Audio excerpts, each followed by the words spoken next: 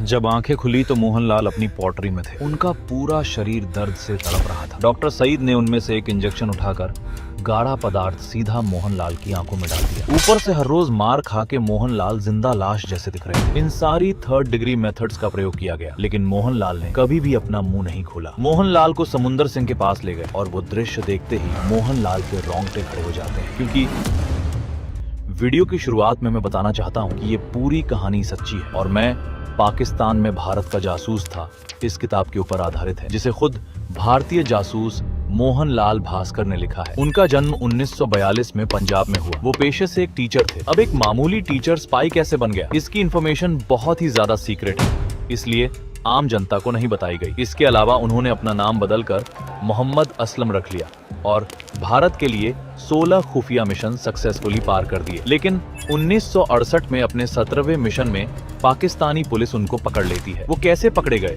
और पाकिस्तानी आर्मी ने उनके साथ क्या क्या किया, चलिए जानते हैं इस वीडियो में। 1968 की एक रात की बात है। मोहनलाल जालंधर में अपने अगले पाकिस्तान मिशन की तैयारी कर रहे थे। रात के ठीक 8 बजे दरवाजे पर दस्तक हुई। दरवाजा खोला तो सामने उनका दोस्त समुंदर सिंह खड़ा था और उसके साथ था एक 6 फुट लंबा चौड़े कंधों वाला जवान अमरीक सिंह। समुंदर सिंह ने कहा, ये भी हमारी तरह काम करता है, कल इसे पाकिस्तान जाना है, आज रात आपके साथ रुकेगा। मोहनलाल ने दोनों को बैठाया, लेकिन कुछ काम होने कारण समुंदर सिंह जल्द ही वहां से चले गए। लेकिन उस आदमी को देखते ही मोहनलाल को शक हो गया। उन्होंने उसे परखने का सोचा। उन्होंने कहा, मैं शौचालय जा रहा हूँ, और चुपके से खिड़की के पीछे छुप गए और वहाँ से इस पर नजर रखने लगे। जो उन्होंने देखा उसने शक को यकीन में बदल दिया। अमरीक सिंह उनके बैग में से खुफिया कागज निकालकर पढ़ रहा था, पढ़कर वापस रख रहा था जैसे कुछ हुआ ही नहीं। मोहनलाल ने ये बात अपने अफसर को बताई, लेकिन अमरीक सिंह ने सीना ठोककर इनकार किया और अफसर ने उसी पर भरोसा किया। ये उनकी सबसे बड़ी गलती थी, क्योंकि आने वाले वक्त में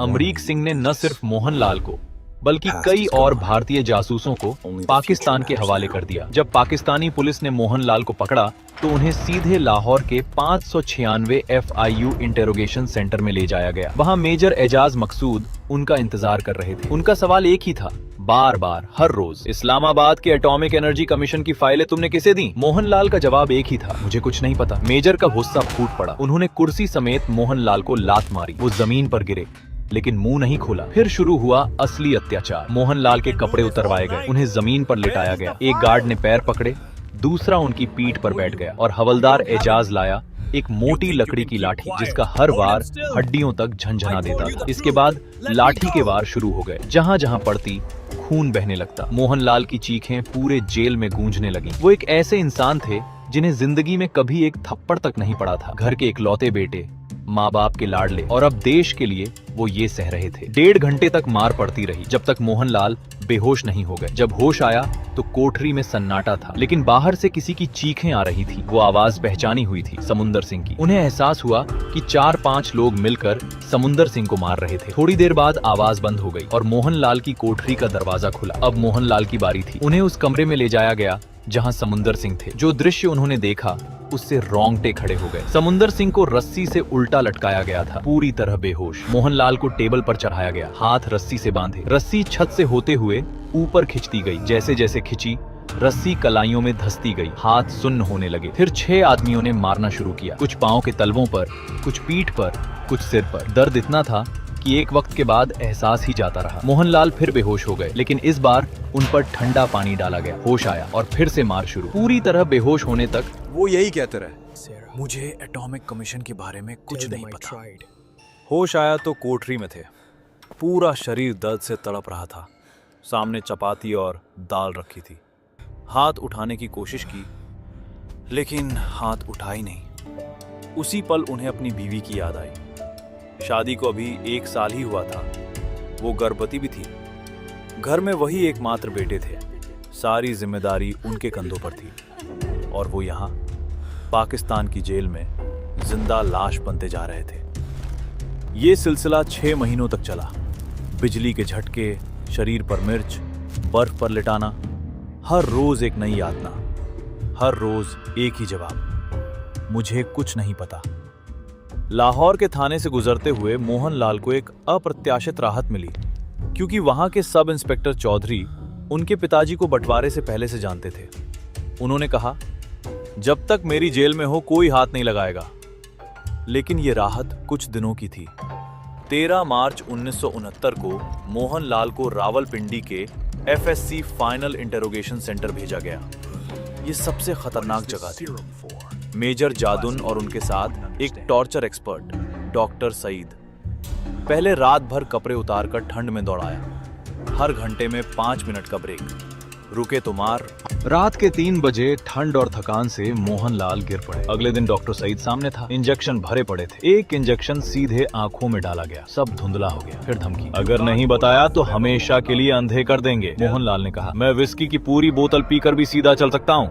तुम्हारी ये तरकीबें मुझ पर काम नहीं करती। डॉक्टर गुस्से में आए और बेहोशी का इंजेक्शन लगा दिया। 26 घंटे बाद होश आया। डॉक्टर ने कहा, तुमने एटॉमिक कमीशन के 2 अफसरों का नाम बता दिया। मोहनलाल चौंक गए। उन्हें कुछ याद नहीं था। बेहोशी में उनसे नाम निकलवाए गए थे बिना उन्हें पता चले। उन 2 अफसरों को गिरफ्तार करके मोहनलाल के सामने खड़ा किया गया। मोहनलाल ने पहचानने से इनकार कर दिया, लेकिन मेजर ने किसी की नहीं सुनी। अगले 6 महीने तीनों को साथ प्रताड़ित किया गया। मेजर जादुन हर रोज मोहनलाल की कोठरी में आकर ठहाका लगाता, कहता, तुम्हारे भगवान तुम्हें नहीं बचाएंगे, तुम तो खुद सुन्नत करवाकर मुसलमान बन चुके हो। हाँ, पाकिस्तान में जासूसी करने के लिए मोहनलाल को खतना भी करवाना पड़ा था। यातनाओं की कोई सीमा नहीं थी। हर सुबह और शाम पिसी मिर्च, बर्फ पर लिटाना, जलते कोयले पांव पर रखना। एक रात मोहनलाल ने सोचा, इससे तो मौत बेहतर है। उन्होंने गार्ड से तंबाकू मांगी। गार्ड ने दी और मोहनलाल ने पूरी डिब्बी पानी के साथ निगल ली। चक्कर आए, गिर पड़े। गार्ड डर गए। डॉक्टर बुलाया, जान बच गई। लेकिन जब मार खाना आदत बन गई तो एक अजीब बात हुई। मोहनलाल खुद गार्ड्स को गालियां देने लगे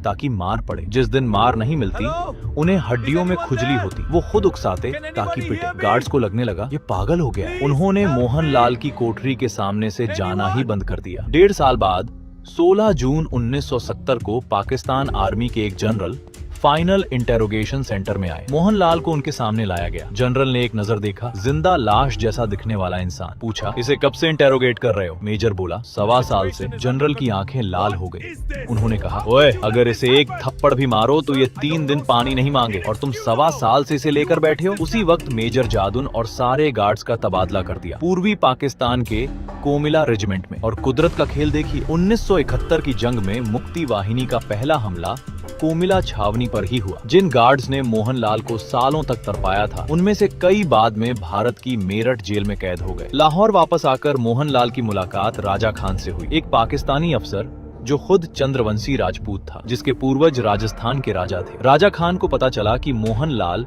पंडित अमीचंद के बेटे हैं, तो दोस्ती जम गई। और 1 मार्च 1969 को एक खबर आई, मोहनलाल के घर बेटा पैदा हुआ। राजा खान खुद मिठाई लेकर आए। एक पाकिस्तानी अफसर, एक भारतीय जासूस, दोनों ने उस जेल में मिलकर खुशी मनाई। मियां वाली जेल में सजा काटते हुए मोहनलाल ने एक रात 3 बजे प्लेन की आवाज सुनी। सायरन बजा, लेकिन मोहनलाल ने आवाज पहचान ली। ये पाकिस्तानी प्लेन नहीं थे, ये थे भारतीय बॉम्बर कैनबेरा। मोहनलाल जोर से चिल्लाए, हमारे बॉम्बर आ रहे हैं। एक तरफ भारतीय बमों की गड़गड़ाहट, दूसरी तरफ पाकिस्तानी एंटी एयरक्राफ्ट गन की आवाज। हर बार जब बम गिरता, भारतीय कैदी नाचते चिल्लाते, हिंदुस्तान जिंदाबाद। ऊपर उड़ते पायलट को नहीं पता था कि नीचे उन्हीं के देशवासी कैद हैं। 6 दिन बाद खबर आई, पूर्वी पाकिस्तान में पाकिस्तानी फौज ने हथियार डाल दिए, बांग्लादेश बन गया। 1972 में शिमला एग्रीमेंट हुआ। 1971 से पहले के सभी भारतीय कैदियों को वापस भेजने का फैसला हुआ। मोहनलाल खुश थे। 14 साल की जगह वो जल्दी घर जाएंगे, लेकिन इंतजार खत्म नहीं हुआ। लाहौर की जेल में सारे भारतीय कैदी इकट्ठा हुए और एक कोने में था अमरीक सिंह। वही अमरीक सिंह जिसने इन सबको बेचा था। वो हर रोज रोता, माफी मांगता, जानता था कि भारत की खुफिया एजेंसी उसे जिंदा नहीं छोड़ेगी। बाकी कैदी उसे मारते कंबल ओढ़ाकर ताकि पहचान न हो। वो रोता रहता, कोई चुप कराने नहीं जाता। 9 दिसंबर 1974 को वाघा बॉर्डर से सब भारत आए, लेकिन यहाँ एक और सच्चाई का सामना था। सरकार ने कोई खास मदद नहीं की। जो जासूस देश के लिए सालों तड़पे, उन्हें घर वापस आकर गरीबी में छोड़ दिया गया। मोहनलाल बीएड थे तो स्कूल में टीचर बन गए, बाकियों के पास वो भी नहीं था। 1977 में मोहनलाल खुद प्रधानमंत्री मोरारजी देसाई के पास गए, जासूसों की दुर्दशा बताई। जवाब मिला, अगर पाकिस्तान तुम्हें 20 साल लगता तो क्या हम 20 साल मुआवजा देते रहते? मोहनलाल ने बाद में लिखा, उस वक्त अगर मेरे पास पिस्तौल होती तो मैं वहीं गोलियां बरसा देता। मोहनलाल भास्कर ने अपनी पूरी कहानी एक किताब में लिखी। किताब के आखिर में उन्होंने लिखा, हमारी कहानी पढ़कर क्या कोई देश के लिए मर मिटने की कसम खाएगा? फिर भी हम आभारी हैं इस देश के, जो हमें दुश्मन की कैद से वापस ले आया। ये वाक्य पढ़कर एक पल रुकिए। एक इंसान जिसे देश ने इस्तेमाल किया, सालों तड़पने दिया और वापस आने पर भुला दिया, वो फिर भी शुक्रगुजार है। यही फर्क होता है एक देशभक्त में और बाकी सब में।